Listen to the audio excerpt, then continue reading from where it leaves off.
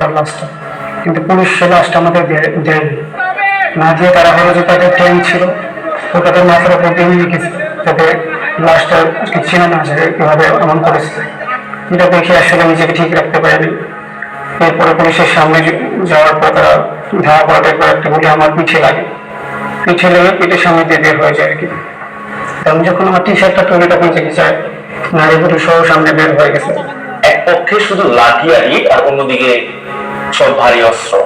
আধুনিক মেডিকেলের সেদিনের অবস্থা আসলে মনে হচ্ছিল গাজা উপত্যকায় আছি, সেখানে একের পর এক গুলিবিদ্ধ শরীর আসতেছিল, কারো মাথায় গুলি, কারো বুকে গুলি। রাতে সারা দেশে কোনো প্রকার পূর্ব ঘোষণা ছাড়াই ইন্টারনেট ব্ল্যাক আউট করে দেয়া হয়।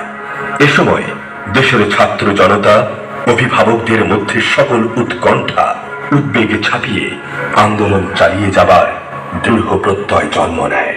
19 জুলাই ঢাকা সহ সারা দেশে 229 প্লাটুন বিজিবি মোতায়েন হয়। তৎকালীন সরকার তার নিজের জনগণের উপর হেলিকপ্টার ব্যবহার করে গুলি ছুটতে থাকে।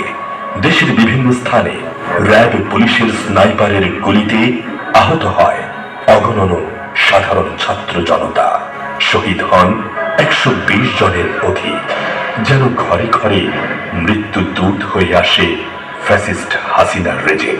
একটা ছেলে পূর্বে পড়ে আছে, তা আমি ভাবলাম ও মনে হোঁচট খেয়ে পড়ে গেছে খুব সম্ভবত। তার ভাবলাম যেহেতু ছেলেটা পড়ে গেছে আর এখানে গোলাগুলি হচ্ছে, তো আমি ওকে একটু হেল্প করি, আমি ওকে উঠা নিয়ে আসি। যখন ও উপরে ছিল, যখন আমি ওর বডিটাকে উঠালাম, এত পরিমাণে রক্ত এখানে বের হয়েছিল, রাস্তাটা প্রায়